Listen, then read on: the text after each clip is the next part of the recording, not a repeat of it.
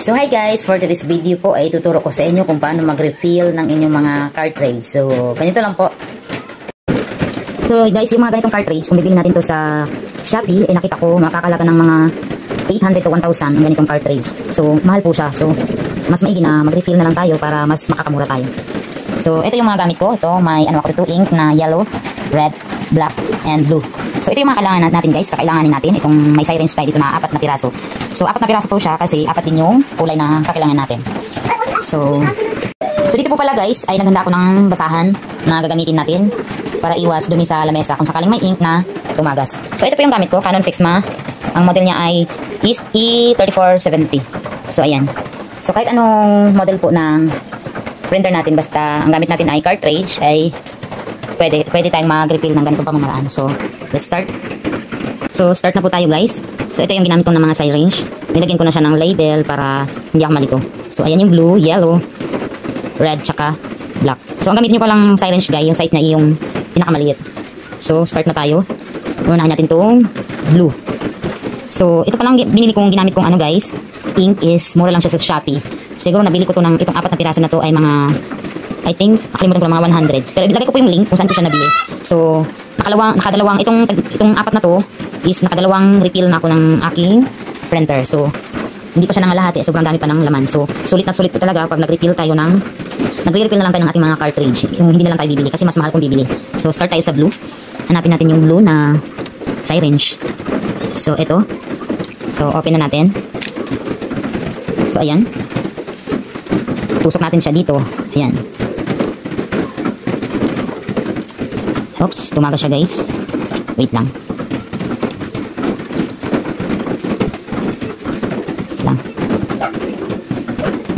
So ayan.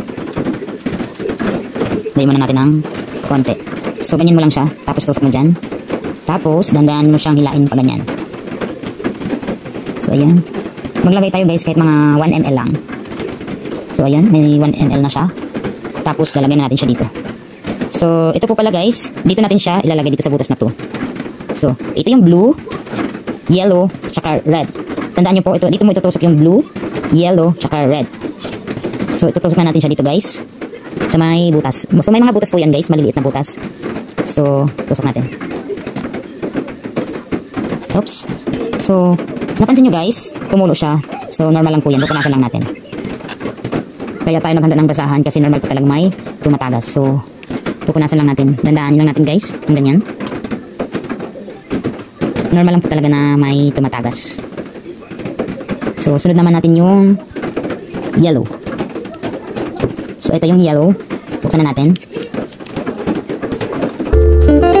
Gamitin na natin yung kulay yellow. So ito.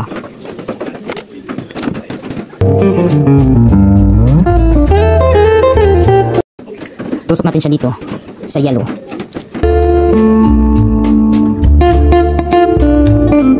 Sunod naman natin yung kulay red.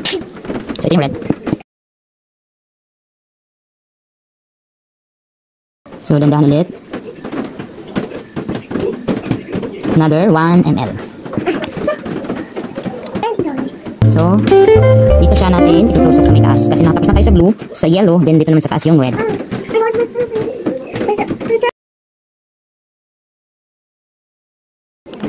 And then pag natusok na natin lahat, yung 3 kulay, ay tatakpan na natin siyang ganyan.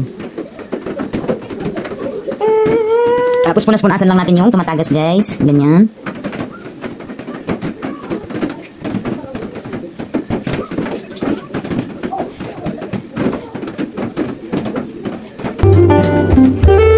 Iwasan lang natin guys na maano natin to, ma-touch.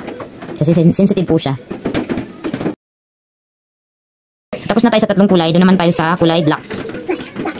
Yung black po guys is wait lang. Isa lang yung butas niya kasi nga black. Nag-iisa lang yung butas niya. Ayan. So isunod natin yung black.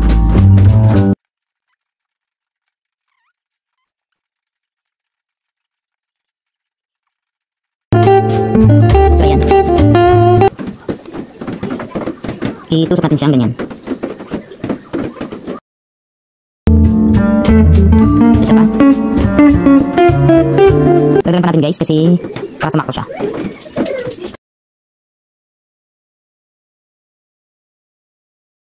So, ayun na siya. Kahit mga kalati lang. So, kung nahihirapan kayong magtusok guys, is pwede mo siyang ikot-ikot lang ng ganyan. So, ayan na. Tapos na tayo sa block. Saan yung pakit? So, tapos tayo sa block guys. Yan. So, tapan naman natin siya.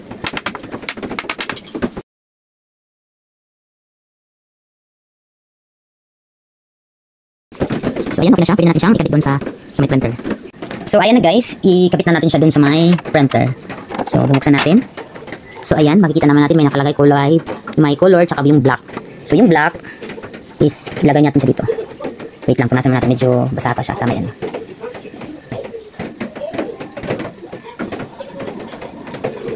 So, ayan. Ilagay natin siya sa may black.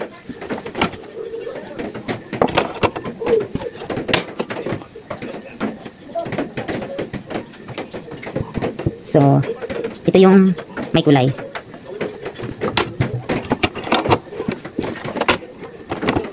So, ayan na siya. Try natin siyang mag-print. Kung okay ba. May scratch paper po dito. Ito yung gagamitin ko pag-try. At mag-print kung okay ba yung line. So, ayan. Try natin tong biotic. So, try natin yung kulay black. So, ayan.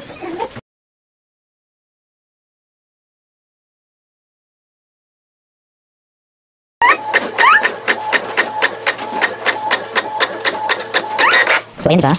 Ito yung kulay black. So, ang ganda ng pagkakulay niya. Diba? Kami na kami. So, ngayon, itatry naman natin yung may kulay. So, palitan natin yung papel. Kasi yung bond paper siya. So, try natin tong national ID ko, guys. So, yan, national ID ko. So, try natin tong may kulay.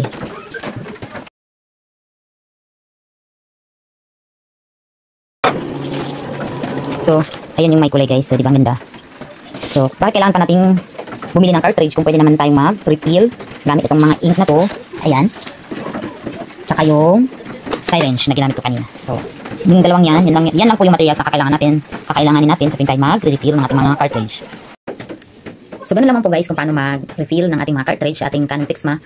So, using ink na ginamit ko tsaka yung syringe na ginamit ko kanina. So, yung link na sa Shopee kung saan ko nabili yung ink na yun is lalagay ko dito sa baba, yung description niya. Yung link na yun, pakiclick na lang tsaka doon po kayo bibili kasi sulit na sulit po yung product nila. Tsaka may mga palibre pong voucher. So, legit po yung product nila na okay na maganda talaga yung quality ng kanilang mga ink. So, may mga iba't iba pa silang mga materials na kakailangan natin sa ating printing. So, lalagay ko po yun. So, sa next video ko po ay gagawa po ako ng tutorial kung paano mag-reset ng ating mga Canon PIXMA. So, sasabihin ko lang po sa inyo guys kasi po, after po natin mag-refill ng ating mga cartridge, nangyayari po na hindi gumagana yung printing niya. So, normal lang po yun na hindi gumagana yung black color tsaka yung color niya. Black kulay po, tsaka yung black color niya. So, normal lang po yun guys. So, ito na po yun sa inyo. Pakitingnan lang dito sa may description dyan sa may baba. Kasi lalagay ko po yung link kung paano mag-reset ng ating Canon PIXMA. So, please don't forget to subscribe to my YouTube channel, Majin Vlog, and pakihit na rin ang inyong mga notification bell sa baba para ma-update kayo sa susunod ko ng mga video. So, thank you for watching guys. Bye-bye.